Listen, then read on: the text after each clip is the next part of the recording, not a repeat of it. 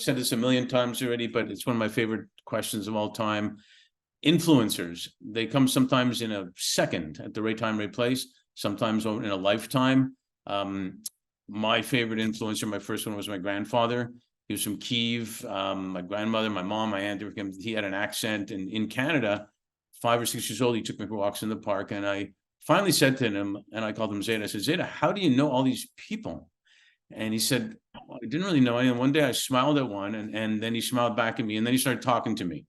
So I talked to him, and then another person came over and smiled at us. So we smiled back at him, and they started talking also. And I got it. I actually got it as a 5 or 6 year old, but then I kept getting it more and more as I grew, that they were influencing each other, their attitudes, their knowledge, their everything. So we all have lots of them. Can you share 2 or 3 influencers in your life?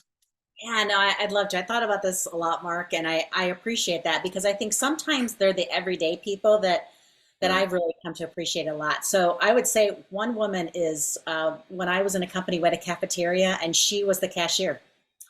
What I loved about her, she was kind to everyone, and she didn't let titles get in the way. Now maybe she didn't know titles, but what I loved it is she treated everybody, whether it was a clerk or the CEO, with a warm greeting. And she didn't get caught up in the politics of the titles that we have. And again, maybe because she didn't know, but she also held people accountable. Like if they said something off, she was there. And so I love that. I love that equalizing force. I loved that we loved her for the equalizing. Everybody loved her, and she was that equalizing force for people. That's And awesome. then I think a little bit we shared earlier I talked about the plant manager who actually was tough as nails, 90s, typical, plant manager and everything. But his view was remembering that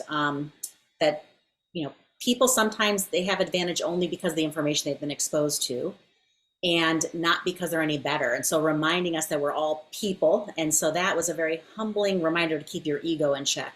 Yeah. But this last remark, I have to say that I'm going to have to swallow my pride here and tell you this. I like to think of myself as being empathetic, but I would say that my 4 children have taught me a lot more about being empathetic, and maybe not in the way people would think. Um, but I'm trained to be a problem solver. That's what I do. That's what my corporate job has been. I'm trained to have plan A to Z. If A doesn't work out, B doesn't work out. So my children would call me as young adults with challenges, and I would go instantly into problem solving mode. And I would tell them, this is what you need to do. This is what you need to do. And finally, I would say my oldest child spoke up and said, hey, Mom, we're not looking for that. We just want you to acknowledge that we have some feelings. And boy, Mark, that one kind of hit me. And I would say I'm still a recovering fixer. I'm still not there yet. But what I've definitely learned is acknowledging people's feelings first. The whole thing of people need to feel seen, heard, and sense of belonging. I wasn't doing that. And so I think that my children taught me that. And even to this day, they still teach me when they call on the phone, I'll say, okay, what part of me do you need today? I'm in. And I think that I say that because we can learn from everyone, right? Technically, I'm the parent. I've been alive way longer than they have, but they taught me a really valuable lesson about how to be present when somebody's in a challenging situation. So I Yeah. humbly offer you that, Mark.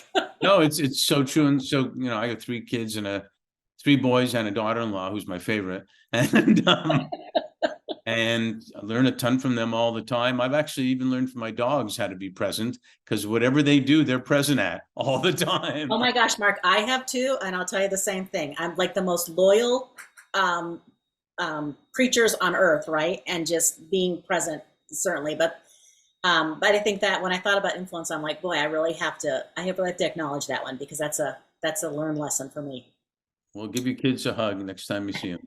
I will. Thank you for sharing that. That's awesome. Yes, thank you, Mark. I really appreciate it.